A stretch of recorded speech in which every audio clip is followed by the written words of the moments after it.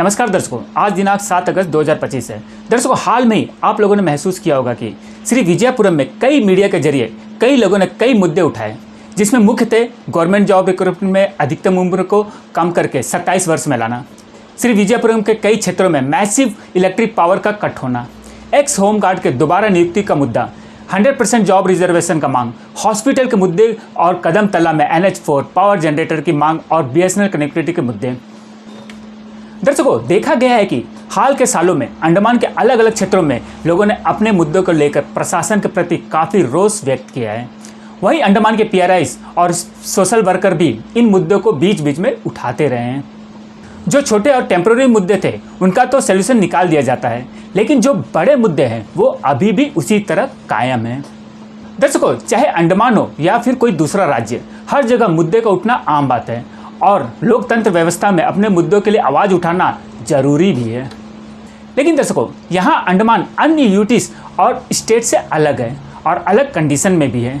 अंडमान और अंडमान के लोगों के ज़रूरतों का मेनलैंड के अन्य राज्यों के तरह डील नहीं किया जा सकता।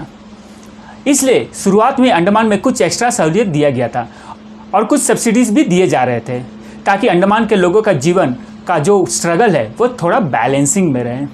लेकिन दर्शकों, हाल के सालों में देखा गया है कि धीरे धीरे करके उन सहूलियत और सब्सिडीज़ को या तो कम कर दिया गया या फिर ख़त्म ही कर दिया गया, और NH4 का कंडीशन तो उत्तर और मध्य अंडमान को और भी कई साल पीछे धकेल दिया है। इसका असर सिर्फ उत्तर और मध्य अंडमान तक ही सीमित नहीं रहा है, बल्कि साउथ अंडमान के श्री विजयपुरम जैसे शहरों में भी इसका असर देखा गया है, जिस कारण जब वहाँ के लोगों का असहूलियत का एहसास हुआ तो वो भी अपने मुद्दे उठाने लगे। और यहाँ सबसे बड़ी पॉइंट की बात यह है कि अंडमान का जनसंख्या सिर्फ 4 लाख के आसपास ही है, फिर भी लोग परेशान हैं। अगर करोड़ों में होता तब क्या होता। तो दर्शकों, आज हम अंडमान के लोगों के कंडीशन के बारे में बात करेंगे, क्यों अंडमान के एक स्पेशल ड्यूटीज के कैटेगरी का जरूरत है। पहला सबसे बड़ा पॉइंट यह है कि अंडमान का ज्योग्राफिकल कंडीशन अंडमान का अन्य राज्यों से अलग रखता है। अगर देखा जाए तो कोलकाता से श्री विजयपुरम का डिस्टेंस नियर अबाउट 1304 किलोमीटर है और उसके बीच पूरा विशाल सागर है। अगर लोगों को मेनलैंड जाना है या फिर मेनलैंड से कुछ मंगाना है तो बाई एयर या सी रूट से ही आ जा सकता है। आप सोच रहे होंगे कि आज के दिनों में जब इतना फ्लाइट्स और शिप चल रहे हैं तो सी रूट से क्या फ़र्क पड़ता है। तो फ़र्क ये है कि अगर आपको कोलकाता या चेन्नई जाना है तो एयर का एक टिकट 8 से 10 हज़ार रुपये का खर्च है, और आपके फैमिली में अगर 3 लोग हैं तो 24,000 सिर्फ जाने का ही लग जाएंगे, और वापस आना है तो 24,000 मायने आने जाने में ही आधा लाख रुपया ख़त्म, बाकी खर्चा अलग से। अगर सी रूट से जाते हैं तो 3-4 दिनों का समय आपका जर्नी में ही ख़त्म हो जाता है, और वो 3-4 दिन आपका काफ़ी ख़राब बीतेंगे। और सबसे बड़ी दिक्कत ये है कि अगर दोनों कनेक्टिविटी बाधित हुआ तो यहाँ के लोग फंस जाएंगे, नौबत भूखे मरने तक आ सकता है। लेकिन वहीं मेनलैंड में ओपन स्पेस है, कम किराए में ट्रेन, बस और अन्य वाहन के जरिए देश के किसी भी कोने में आ जा सकते हैं। कोविड के टाइम में तो लोग पैदल ही सैकड़ों किलोमीटर तक चल दिए थे, तो क्या अंडमान में दर्शकों ये संभव है। दूसरा मुख्य पॉइंट ये है कि अंडमान के कई क्षेत्रों में ट्राइबल्स रहते हैं, जैसे निकोबारी, जरवास, अंडमानी, सेंटिनल्स एक्सेट्रा, जिन्हें संरक्षित और सुरक्षित रखना सरकार का दायित्व है। और ये ट्राइबल्स अंडमान का एक अलग ही पहचान बनाए हुए हैं, और ट्राइबल्स के आसपास के गांव में आम लोग रहते हैं, और ये सिस्टम शुरुआत से ही चली आ रही है, जिस कारण उनके बीच एक अलग तरह का लिंकअप क्रिएट हो चुका है। तीसरा मुख्य पॉइंट, अंडमान में शुरुआत के दिनों में कोई रहना नहीं चाहता था, लोग डरते थे। लोग अंडमान को काला पानी के नाम से बुलाते थे। चारों तरफ सिर्फ जंगल और 12 महीना बरसात होता था। फिर यहाँ प्री-42 और पोस्ट-42 आए। फिर साल 1970 के आसपास बंगाल के लोगों को लाकर बसाया गया। उसी दौरान लेबर के नाम पर कुछ रांची कम्युनिटी यहाँ आकर बसे। फिर गवर्नमेंट सर्वेंट भी आकर बसे। मैंने अगर देखा जाए तो 90 के दशक के पहले का जीवन अंडमान में आसान नहीं था, फिर धीरे धीरे डेवलप हुआ और लोगों के लिए आसान बनता गया। लेकिन 2025 आते आते एक अलग ही दौर आ गया, जीवन आसान होने लगा, मेनलैंड से कनेक्ट होने लगे। लेकिन जब सहूलियत बढ़ी तब ऐसा लगा जैसे धीरे धीरे करके सरकार या प्रशासन अपना सपोर्ट हटा रहा हो। लोगों को फिर से कई परेशानियों से जूझना पड़ा।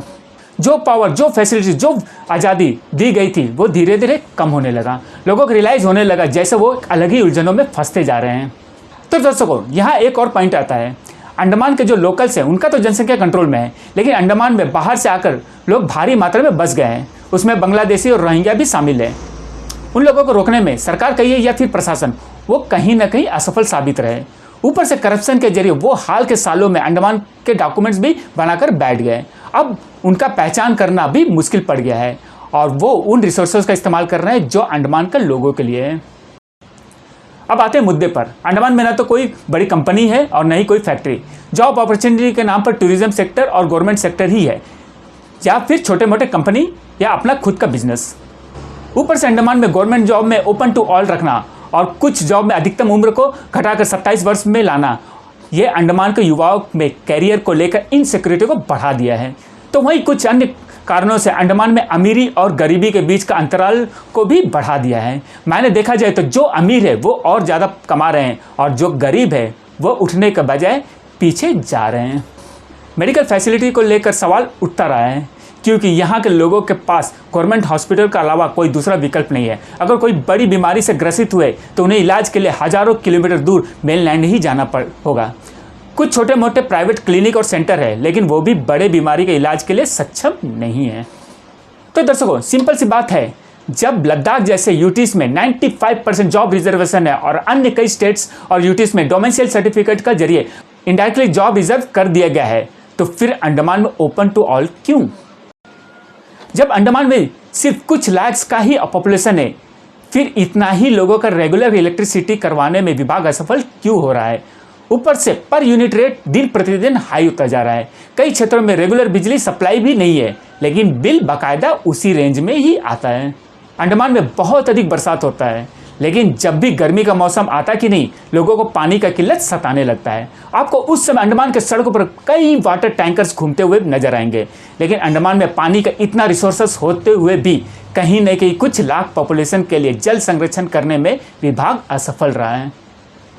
अब आते हैं NH4 निर्माण की तरफ। दर्शक, आपको बता दें कि अंडमान में जब कुछ नहीं था, मैंने साल 1896 सेलुलर जेल का निर्माण शुरू हुआ और सेलुलर जेल अपने 7 विंग्स और 696 सेल के साथ 10 साल यानी 1904 में बनकर तैयार हो गया। तब न तो बड़ी बड़ी मशीनें थी और न ही टेक्नोलॉजी, लेकिन वही हमारा NH4 का कंस्ट्रक्शन का स्टार्टिंग ईयर 2017 है और आज 2025 हो चुका है, यानी 8 साल हो चुका है, लेकिन कंस्ट्रक्शन अभी भी चल रहा है। बड़ी बड़ी मशीनें आज भी घूम रही है और 2 साल और बीत गया तो सेलुलर जेल का रिकॉर्ड ब्रेक कर देगा। और हाँ, NH की क्वालिटी पर अब भी सवाल उठ रहे हैं, क्योंकि बने बनाए सड़क में अब भी गड्ढे हो रहे हैं। देरी होने का एक्सक्यूज के रूप में कोविड का हवाला दिया गया, बरसात, करीब प्रोडक्ट का ना होना, सब कुछ हवाला दिया गया, लेकिन ये भूल गए कि अंडमान में पहली बार सड़क नहीं बन रहा है। APWD विभाग कई बार समय रहित अच्छी क्वालिटी का सड़क बना चुका है। अब आते हैं अंडमान में रह रहे लोगों के अधिकारों के मुद्दे पर। कौन सा सब्सिडी कहाँ जाकर खत्म हुआ, अब लोग ध्यान देना भी छोड़ दिए हैं, क्योंकि उनके प्राथमिक मुद्दे ही परेशानी का सबब बना हुआ है। 200 स्क्वायर मीटर का प्लॉट धड़ल्ले से सेल हो रहे हैं, रजिस्ट्रेशन भी हो रहे हैं, लेकिन लैंड डाइवर्सन नहीं हो रहा है। अब सिंपल सी बात है कि 200 स्क्वायर मीटर में तो लोग खेती तो नहीं करेंगे, जाहिर सी बात है कि घर ही बनाएंगे, लेकिन वो बना नहीं पा रहे हैं। PRH डेवल्यूशन ऑफ पावर को लेकर अलग से फाइट कर रहे हैं। बाहरी लोग बिना रोके धड़ल्ले से अंडमान में बस रहे हैं और अंडमान के डॉक्यूमेंट्स बनवा रहे हैं। डिप्रेशन रेट और सुसाइड रेट बढ़ रहे हैं, ड्रग्स और क्राइम बढ़ रहे हैं। कहीं ना कहीं कुछ तो कमी है, कहीं कोई तो असफल है और रह के लोग इन मुद्दों पर आवाज़ भी उठा रहे हैं। मैंने कुछ साल पहले जो अंडमान स्मूथ चल रहा था, आज उलझता हुआ नजर आ रहा है। जो प्रोटेस्ट साल में एक आध बार होते थे, आज हर हफ्ता या महीना हो रहा है। धन्यवाद दर्शकों। पंकज सिंह, AVLand मीडिया से। रंगत में online form filling, computer job works, e PAN का generate, job recruitment forms, agreement, affidavit, IGNOU admission, passport apply, learning and driving licence apply, vehicle fitness, road tax, insurance, open school admission regional price में करवाना चाहते हैं तो आइए AVLand computer centre रंगत में।